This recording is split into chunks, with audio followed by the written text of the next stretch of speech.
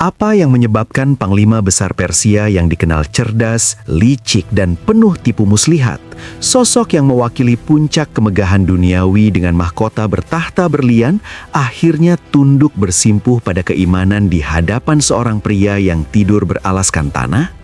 Sahabatku yang dirahmati Allah, kisah pengadilan Hormuzan di hadapan Khalifah Umar bin Khattab bukan sekedar catatan sejarah tentang kemenangan militer, melainkan sebuah benturan peradaban antara gemerlapnya materialisme dengan ketulusan tauhid yang menggetarkan jiwa. Sebelum kita menyelami lebih dalam sejarah yang luar biasa ini, jangan lupa untuk menekan tombol subscribe dan like agar Anda terus mendapatkan asupan kisah penuh hikmah dari channel ini. Dan bagi sahabat yang sudah bergabung, absen yuk, Anda sedang menonton dari daerah mana? Tulis di kolom komentar agar silaturahmi kita semakin erat. Mari kita mulai kisah besar ini. Semua bermula ketika panji-panji Islam berkibar di timur Persia. Di bawah kepemimpinan panglima-panglima hebat seperti Ahnaf bin Qais dan Anas bin Malik, wilayah-wilayah yang selama ini menjadi benteng kokoh Persia satu persatu mulai terbuka. Salah satu titik paling krusial adalah penaklukan kota Tustar, sebuah kota benteng yang menjadi pertahanan terakhir bagi seorang gubernur sekaligus jenderal Persia yang sangat berpengaruh bernama Hormuzan. Hormuzan bukanlah sosok sembarangan. Ia adalah bangsawan tinggi yang memiliki reputasi sebagai ahli siasat yang lihai, licik, dan berkali-kali melanggar perjanjian damai yang telah disepakati dengan kaum muslimin. Baginya, janji hanyalah alat untuk mengulur waktu demi menyusun kembali kekuatan tempurnya. Ketika kota Tustar akhirnya jatuh setelah pengepungan yang panjang dan melelahkan, Hormuzan terdesak masuk ke dalam benteng pribadinya yang paling kokoh. Dengan busur di tangan dan 100 batang anak panah di kantongnya, ia berdiri dengan penuh kesombongan di atas tembok benteng. Ia meneriakkan tantangan bahwa tak seorang pun dari pasukan Islam yang bisa mendekat tanpa kehilangan nyawa di ujung panahnya. Namun, ia menyadari bahwa meski ia bisa membunuh 100 orang, pada akhirnya ia tetap akan kalah. Maka keluarlah sebuah permintaan yang kelak akan mengubah garis hidupnya. Hormuzan menolak menyerah kepada panglima di lapangan. Ia hanya mau menyerah jika ia dibawa langsung ke Madinah untuk diadili oleh Umar bin Khattab. Ia mengira dengan statusnya sebagai raja, ia bisa melakukan negosiasi politik atau setidaknya mendapatkan perlakuan istimewa di hadapan pemimpin tertinggi Islam. Maka berangkatlah rombongan pengawal yang membawa tawanan paling berharga itu menuju Madinah. Anas bin Malik dan Ahnaf bin Qais mengiringinya, memastikan bahwa pengkhianat ulung ini sampai ke tangan khalifah. Dalam perjalanan itu, Hormuzan tetap mempertahankan kemegahannya. Ia mengenakan jubah sutra yang disulam dengan benang emas, mengenakan mahkota bertahtakan intan berlian yang kilaunya sanggup menyilaukan mata, serta memegang tongkat kebesaran yang berhias permata. Baginya penampilan adalah simbol otoritas.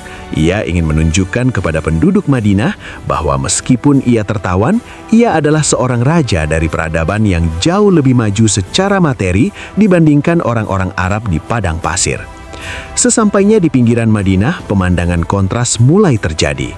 Masyarakat Madinah keluar dari rumah-rumahnya, menatap dengan heran kepada sosok yang tampak seperti gumpalan emas berjalan.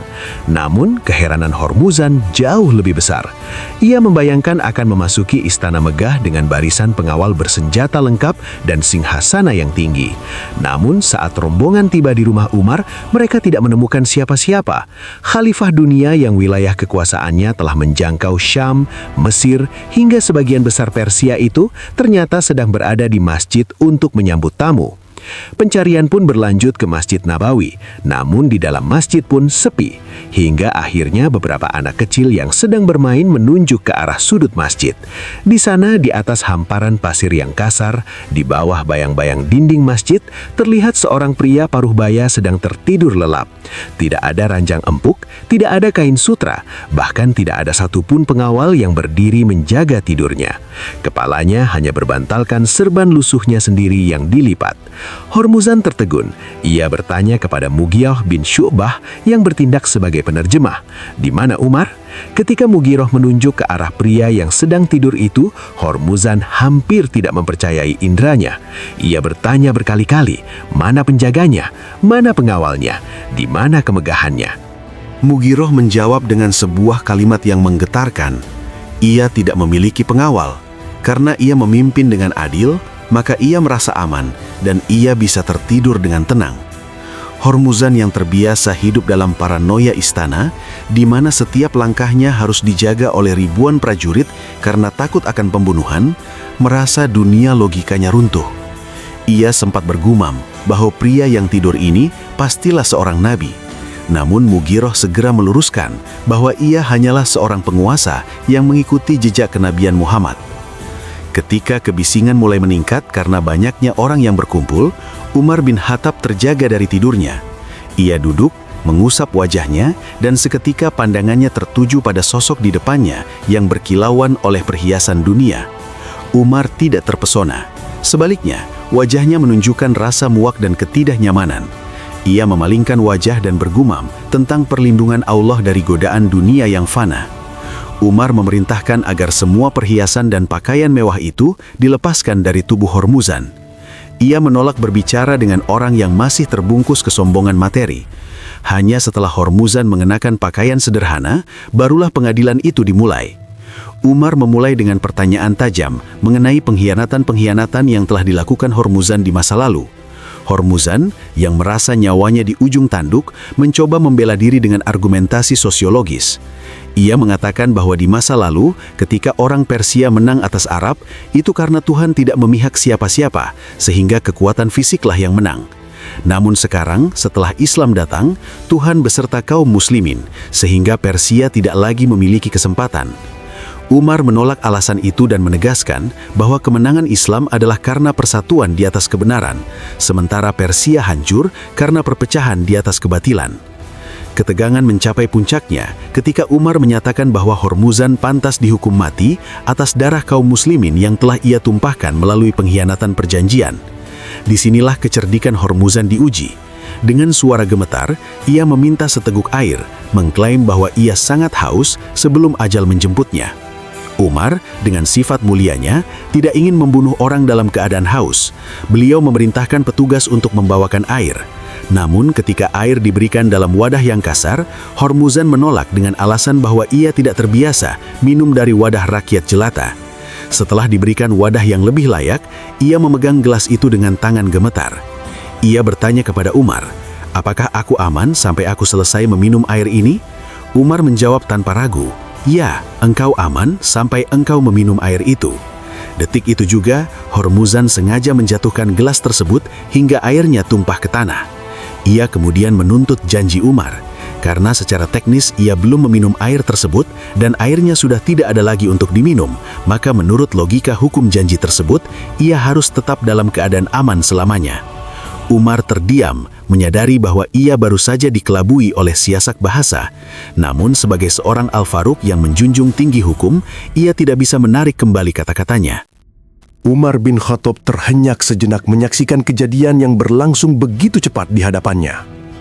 Sebagai seorang pemimpin yang memiliki ketajaman intuisi, beliau sadar bahwa dirinya baru saja terjebak dalam sebuah dilema hukum dan etika. Namun, disinilah letak kemegahan Islam yang sesungguhnya.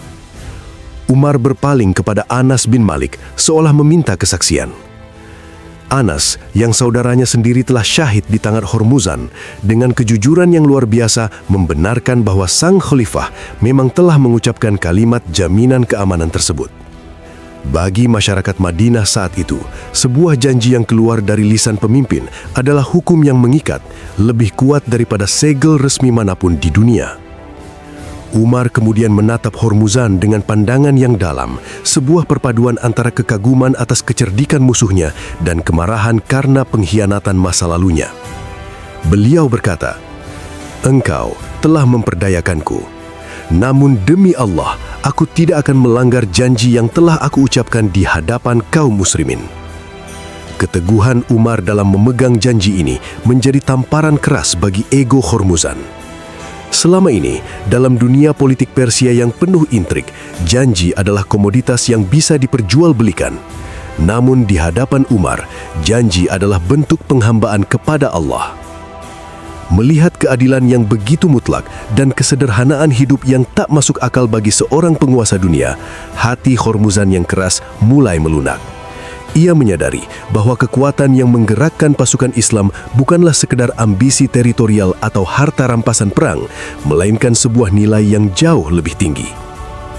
Di hadapan orang-orang yang tadinya hendak mengeksekusinya, Hormuzan bersaksi dengan lantang, "Asyhadu an la ilaha illallah wa asyhadu anna Muhammadar Rasulullah." Ia memeluk Islam bukan karena todongan pedang di leher, karena saat itu ia sudah mendapatkan jaminan keamanan dan bisa saja pergi, melainkan karena ia telah melihat cahaya kebenaran dalam perilaku nyata sang khalifah. Umar sangat gembira dengan keislaman Hormuzan. Beliau tidak hanya memaafkannya, tetapi juga memuliakannya dengan memberikan tunjangan sebesar 2.000 dirham setiap tahunnya dari Baitul Mal dan menjadikannya salah satu penasihat dalam urusan Persia. Peristiwa ini mencatatkan sebuah hikmah besar bahwa dakwah yang paling efektif bukanlah melalui lisan yang fasih, melainkan melalui karakter atau akhlakul karimah yang terpancar dari setiap tindakan. Namun, pengadilan Hormuzan hanyalah satu sisi dari kebijakan besar Umar. Setelah urusan pribadi Hormuzan selesai, Umar kembali pada kegelisahan strategisnya. Beliau mengumpulkan para utusan dari medan perang, termasuk Ahnaf bin Qais, untuk menggali akar permasalahan mengapa wilayah Persia yang sudah ditaklukkan selalu kembali bergolak dan mengkhianati perjanjian. Umar bertanya dengan nada menyelidik, "Apakah mungkin kaum muslimin yang berada di sana berlaku zolim kepada penduduk setempat? Apakah kalian menindas mereka sehingga mereka terpaksa memberontak?" Pertanyaan ini menunjukkan betapa Umar sangat takut akan kezoliman bawahannya. Beliau lebih khawatir akan ketidakadilan pasukannya daripada kekuatan senjata musuh. Para utusan menjawab dengan tegas bahwa kaum muslimin selalu menjaga amanah dan memperlakukan penduduk zimmi dengan sangat baik. Disinilah Ahnaf bin Qais, sang diplomat ulung yang dikenal dengan ketenangannya, memberikan sebuah analisis geopolitik yang melampaui zamannya. Ahnaf menjelaskan kepada Umar bahwa masalahnya bukan pada perilaku pasukan Islam, melainkan pada eksistensi simbolis kekuasaan Persia yang masih tersisa. "Wahai Amirul Mukminin," ujar Ahnaf, "Anda melarang kami untuk terus merangsek maju dan memerintahkan kami untuk merasa cukup dengan wilayah yang ada. Namun, di luar sana, Kaisar Yazdegerd masih hidup. Selama jantung kekaisaran itu masih berdenyut, orang-orang Persia akan selalu melihat ke arahnya sebagai harapan untuk kembali berkuasa. Mereka tidak akan pernah benar-benar tunduk selama simbol kedaulatan mereka belum runtuh sepenuhnya.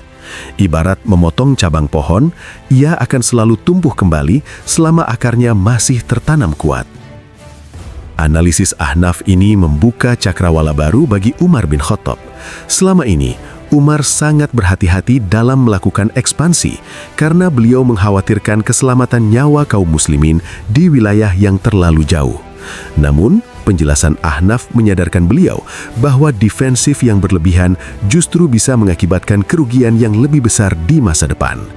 Berdasarkan saran strategis inilah, Umar akhirnya memberikan izin untuk melakukan penaklukan total terhadap kekaisaran Persia hingga ke akar-akarnya. Kisah ini memberikan kita pemahaman mendalam tentang integrasi antara iman, keadilan, dan kecerdasan strategi. Umar bin Khattab menunjukkan bahwa seorang pemimpin harus memiliki dua sisi yang seimbang, sisi lembut yang zuhud dan takut kepada Allah, serta sisi tegas yang mampu mencerna analisis strategis demi kemaslahatan umat. Kesederhanaan Umar yang tidur berbantalkan serban adalah simbol bahwa dunia telah berada di tangannya, namun tidak sedikit pun masuk ke dalam hatinya. Bagi kita yang hidup di masa kini, fragmen sejarah ini adalah pengingat bahwa integritas adalah mata uang yang paling berharga. Ketika seseorang mampu memegang janji di saat ia memiliki kekuatan penuh untuk melanggarnya, itulah saat di mana martabat manusia mencapai puncaknya. Pengadilan Hormuzan bukan sekedar tentang seorang tawanan yang selamat dari maut, melainkan tentang bagaimana kebenaran Islam mampu menaklukkan hati musuh bahkan sebelum ia menaklukkan tanahnya. Sebagai penutup dari uraian panjang ini, marilah kita merenungi bahwa setiap kemenangan yang diraih oleh generasi sahabat bukan semata-mata karena jumlah pasukan, melainkan karena mereka adalah rahib di malam hari dan singa di siang hari. Mereka adalah orang-orang yang tidak terpesona oleh sutra dan emas, karena mata hati mereka telah melihat keindahan surga yang dijanjikan Allah. Semoga kisah Khalifah Umar, Hormuzan, dan Ahnaf bin Qais ini menjadi lentera bagi kita dalam mengarungi kehidupan, mengajarkan kita untuk menjadi pribadi yang adil, cerdas dalam berstrategi, dan tetap rendah hati di hadapan Sang Khalik. Segala kebenaran datangnya dari Allah SWT dan segala kekurangan adalah murni dari keterbatasan kami sebagai manusia. Semoga bermanfaat bagi saya dan sahabat semua. Jazakumullah khairan katsiran. Wassalamualaikum warahmatullahi wabarakatuh.